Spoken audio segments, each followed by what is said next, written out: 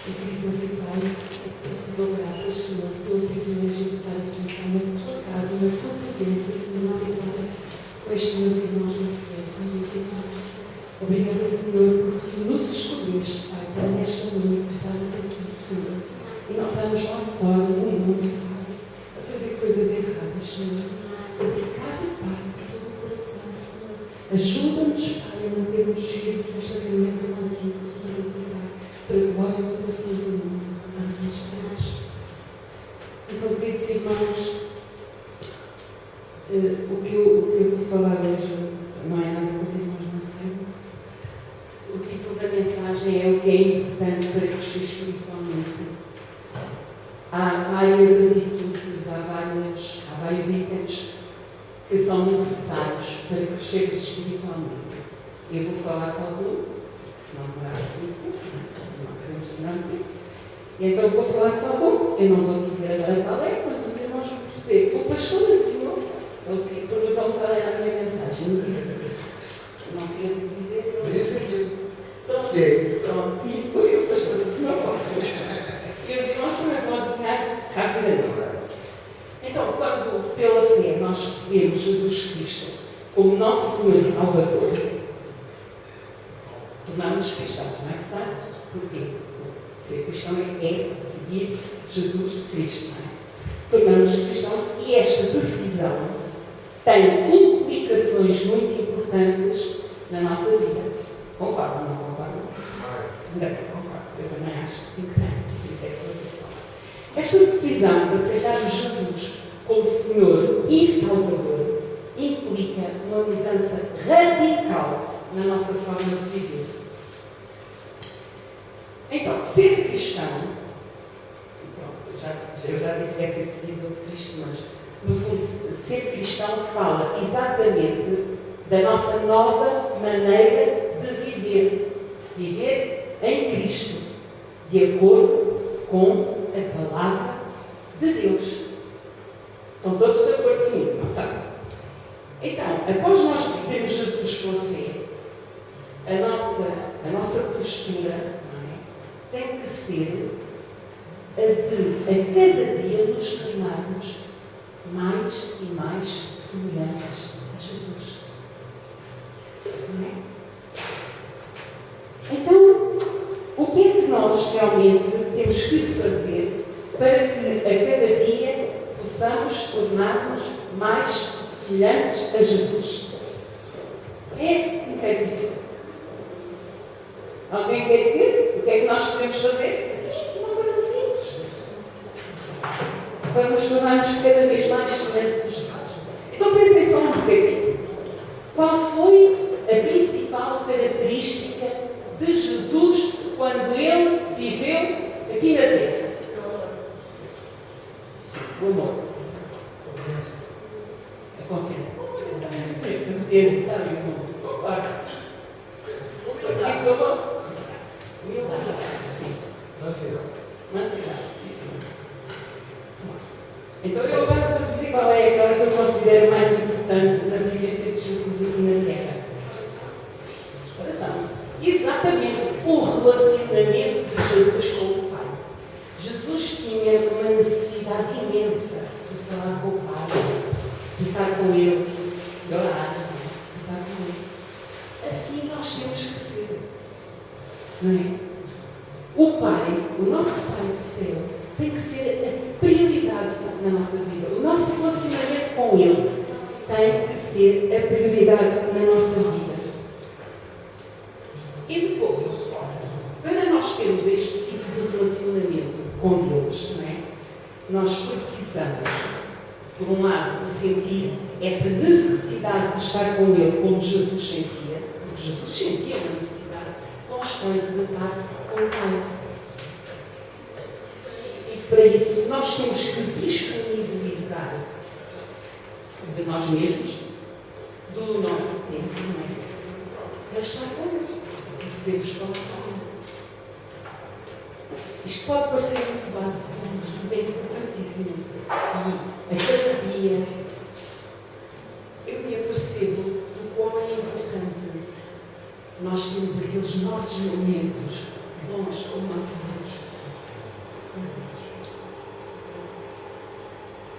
Diariamente Jesus estava com o Pai. E diariamente nós temos que entrar na presença do Pai, com louvor, com adoração, com oração, buscando, como diz a nossa pastora, diz aliás, buscando estar com Ele. Porque Ele é quem nos dá a vida. Não é? Então, viver uma vida que agrada a Deus exige, por um lado, já dissemos, uma mudança de comportamento em relação aos nossos hábitos e àquilo que antigamente era prioritário para nós. Porque, a partir do momento em que nós nos tornamos cristãos, a nossa prioridade tem que ser Deus. Por outro lado, vamos ter que exercer um domínio sobre a nossa carne, não é? Porque a nossa carne vai nos puxar para o que é mais fácil. O que é mais fácil é o que está bonito. É mais bonito, é mais chamativo, é mais. Pronto. E para nós conseguirmos este domínio sobre a nossa carne, isto exige de nós sacrifício. Temos que sacrificar os nossos sentimentos, a nossa vontade, não é? Temos que sacrificar e exige de nós também disciplina. Porque se nós queremos, no nosso dia, organizar a nossa vida de acordo, podemos trabalhar, a estar com a família, não é? A poder descansar e dar prioridade ao nosso Pai, é preciso disciplina também. E só assim nós podemos viver a vontade de Deus. Ora, viver na vontade de Deus, ter uma vida que agrada a Deus, exige isto que nós já falámos. E agora, como é que nós sabemos qual é a vontade de Deus? Através da sua palavra. Tal ali como o irmão disse. O Senhor mesmo nos ensinou da sua palavra. Então vamos abrir em Isaías 48, 17. Portanto, Isaías, como todos sabem, fica no Velho Testamento e, portanto, Salmos, Provérbios, depois o livro mais mal lembrado da Bíblia, que é o Eclesiastes, a seguir Cantares, Isaías. Isaías 48, 17. Está bem? Então, Isaías 48, 17 diz: assim diz o Senhor, o teu Redentor, o Santo de Israel: eu sou o Senhor teu Deus, que te ensina o que é útil e te guia pelo caminho em que deves andar. Portanto, o Senhor ensina-nos o que é útil. O que é útil? É tudo o que nós precisamos para fazer a vontade dele. E se nós deixarmos, ele diz que nos guia pelo caminho em que nós devemos andar.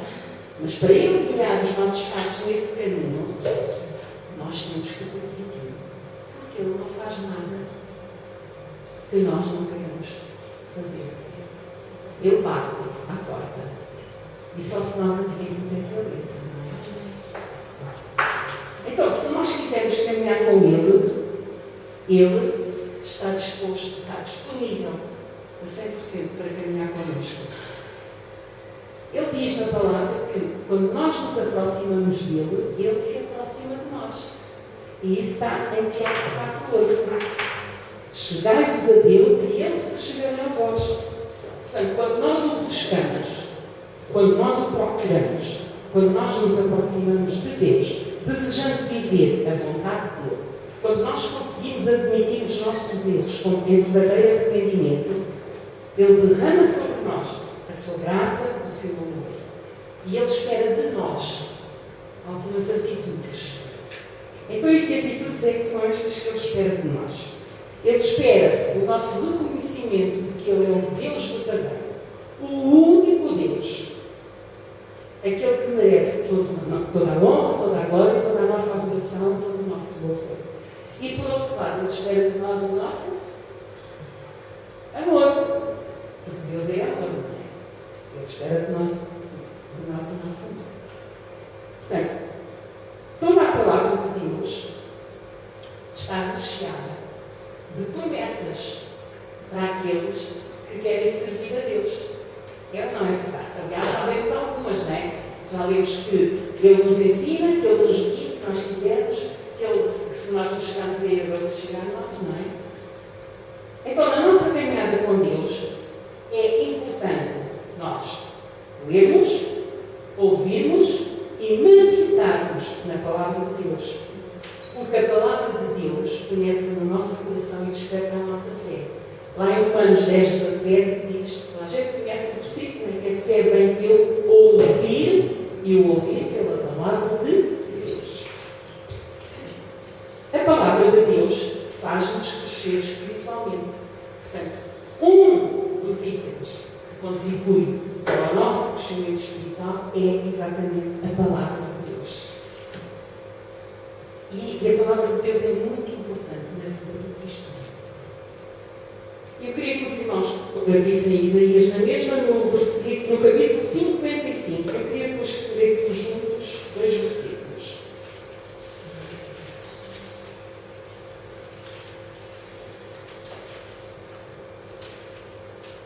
Está bem? Então diz, Isaías 55, 10 e 11. Porque assim como desce a chuva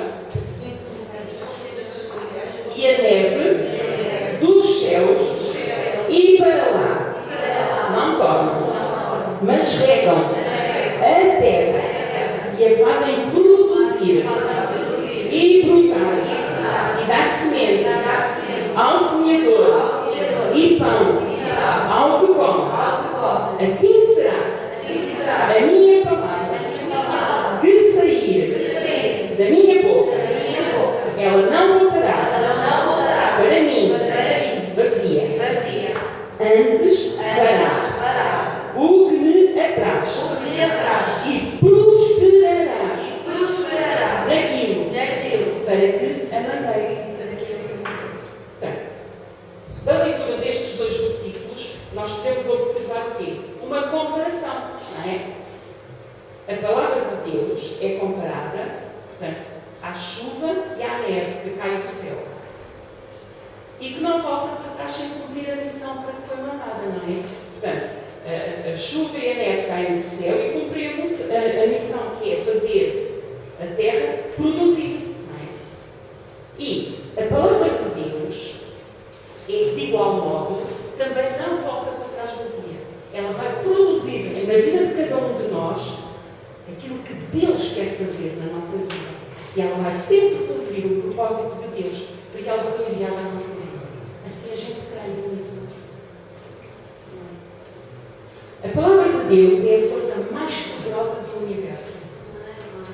O poder que existe na palavra de Deus cumpre sempre a promessa de Deus na vida daquele que recebe e crê. Não é?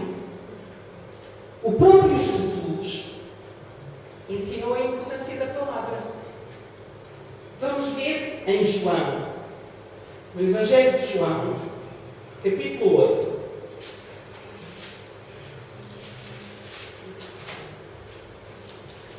Versículo 31.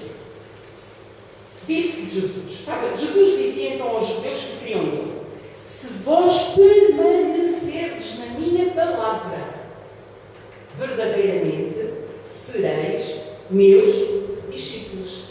E depois no versículo 32, e conhecereis a verdade, e a verdade vos libertará. O que é a verdade? É Jesus. É a palavra de Deus que liberta. Nós só podemos ser verdadeiramente cristãos se nos submetermos a Deus e à sua palavra. Jesus disse que nós temos que permanecer na palavra de Deus. Só permanecendo na palavra de Deus é que vamos ser verdadeiramente discípulos de Jesus. E só permanecendo na palavra de Deus é que nós vamos conhecer a verdade que é Jesus, a verdade e a vida. A verdade que liberta do pecado, liberta da destruição, liberta do poder das trevas. Só conhecemos a verdade, que é Jesus, através de uma experiência pessoal. Esta experiência não pode ser só à sexta-feira, só ao domingo. tem que ser todos os dias da nossa vida. Quando nós aceitamos Jesus como Senhor e Salvador, nós começamos a conhecer a verdade. Não é? Mas se só aceitarmos Jesus como Senhor e Salvador e depois não fizermos mais nada, não adianta. Portanto, depois de aceitarmos Jesus como Senhor e Salvador, nós temos que persistir no conhecimento desta verdade que é Jesus. Nós temos que aprender com Ele mais e mais. Porque está aqui tudo, diz a palavra. Tudo o que é útil para a nossa vida está cá. Está sobre mal, não é? Não, você está gravando. Portanto, só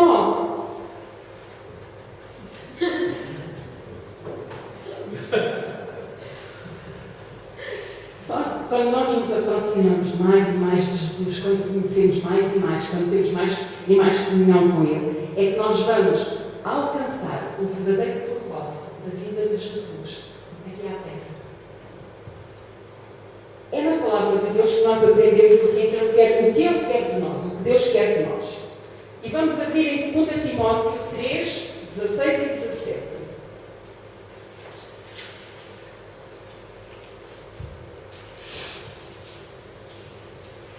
Posso ler? Então, 2 Timóteo 3, 16 e 17 diz: toda a Escritura é divinamente inspirada e proveitosa para ensinar, para redarguir, para corrigir, para instruir em justiça, para que o homem de Deus seja perfeito e perfeitamente instruído para toda a boa obra. Então, estes dois versículos são extremamente importantes. Portanto, começa por dizer que a palavra de Deus é divinamente inspirada por Deus, não é? É divinamente inspirada, portanto, é inspirada por Deus. Ou seja, Deus é a fonte de todo o conteúdo que está aqui escrito. Deus é que inspirou tudo quanto está aqui escrito. Por isso é que é a verdade. Depois diz que a palavra de Deus é útil para ensinar.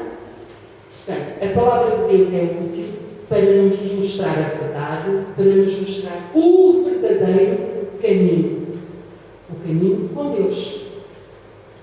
Aliás, já tínhamos visto isto ali atrás, quando lemos Isaías 48, 17, que diz que o Senhor nos ensina o que é útil. Agora, diz também que a palavra de Deus é útil para repreender. E o que é que isto quer dizer? Isto quer dizer que ela nos ajuda a entender os nossos erros.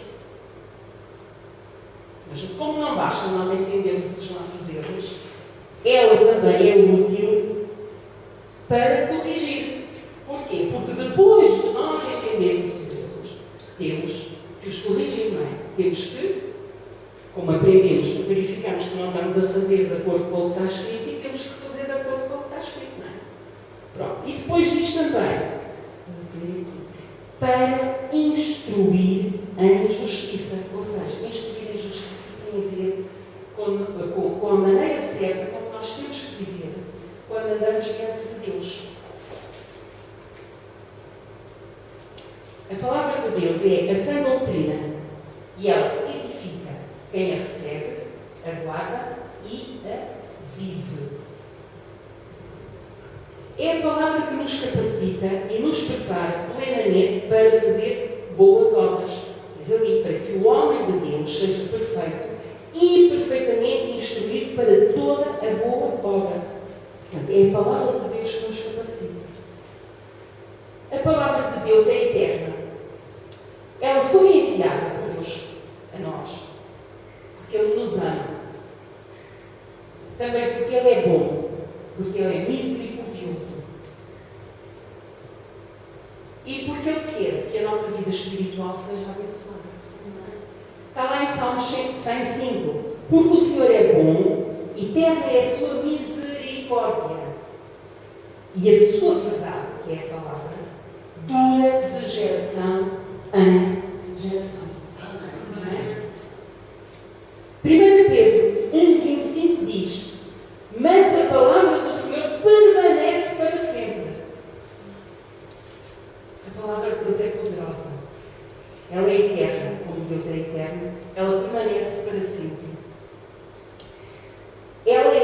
também a semente incorruptível que produziu em nós uma nova vida. 1 Pedro 1,23. Tem a ver? Sendo de novo gerados, não de semente corruptível, mas da incorruptível, pela palavra de Deus viva e que permanece para sempre. Portanto, foi pela palavra de Deus que nós somos gerados de novo, através do poder do Espírito Santo. Tito 3,5.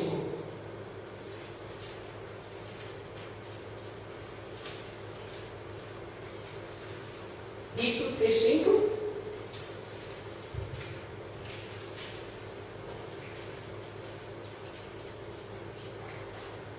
Não pelas obras de justiça que houvéssemos feito, mas segundo a sua misericórdia, nos salvou pela lavagem da regeneração e da renovação do Espírito Santo. Portanto, fomos gerados de novo pela palavra, através do poder do Espírito Santo, não é? A palavra nunca passará, ela vai permanecer para sempre viva e eficaz. Hebreus 4,12. Queria que os irmãos abrissem. Hebreus 4,12 fala sobre a palavra de Deus de um modo que é muito interessante.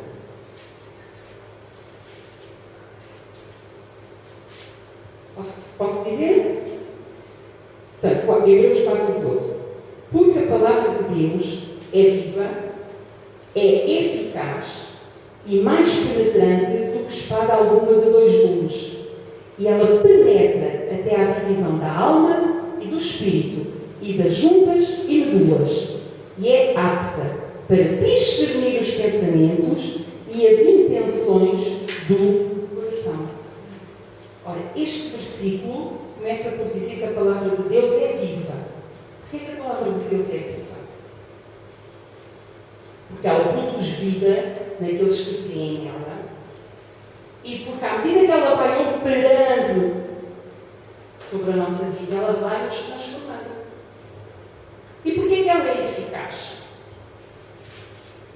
Já vimos. Porque ela não volta para trás vazia. Ela prospera naquilo para que ela foi enviada. Portanto, ela transforma a vida daqueles que creem, ela ensina, ela aproxima-nos de Deus, ela aumenta a nossa fé. Não é? A fé vem pelo ouvir, ouvir pela palavra de Deus. Ela é também uma arma de luta contra Satanás. Nós usamos a palavra de Deus, não é? Na batalha espiritual, na intercessão. Ela é uma arma de guerra, não é? Depois, diz também aqui que ela é uma espada cortante. Ela é uma espada cortante e ela penetra dentro de nós e ela ajuda-nos a discernir os nossos pensamentos e as nossas intenções. Ela revela quem nós somos. Ela revela a nós próprios quem nós somos. Ela tem 2 gumes. E os 2 gumes quer dizer, ou significa, que ela nos ajuda, quer a alcançar a salvação, ou, se não aceitarmos e não agirmos de acordo com ela, a ser condenados,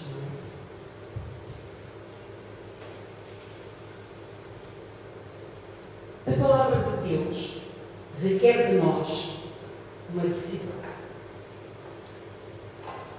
Deus não nos obriga a nada. A decisão de caminhar com Ele, de deixar de fazer as coisas que não estão referidas na palavra dEle e que Ele não quer que nós façamos. A decisão de nós vivermos no caminho dEle e deixarmos que seja Ele a guiar os nossos passos é nossa. Ele só vai agir na nossa vida se nós quisermos. Mas, se nós fizermos, se nós tomarmos esta decisão de caminhar com Ele, nós vamos ser muito abençoados. Não só porque, pronto, vamos alcançar a salvação, não é? Mas mesmo a nossa caminhada aqui na Terra, nós vamos ser abençoados. É evidente que nós vamos ter lutas. E, se nós não tivermos lutas,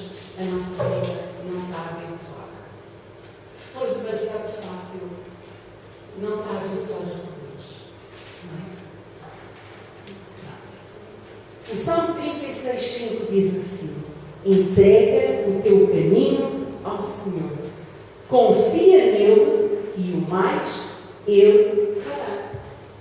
Portanto, é tudo questão da nossa decisão.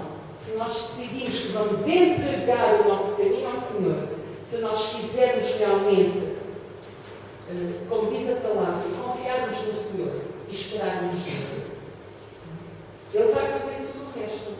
Não é? É evidente que as circunstâncias vão vir à nossa vida, não é?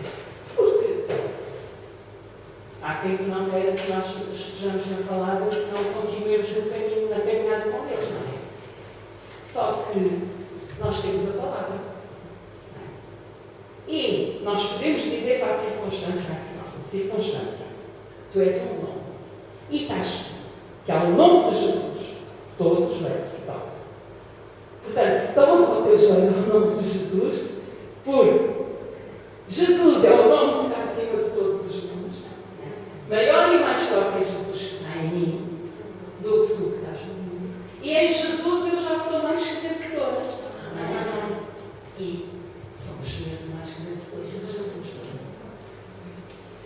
Então, claro que a circunstância vai ter que dobrar os joelhos delas e querem retirar, não é? Porque o nosso Pai é mais forte do que ela.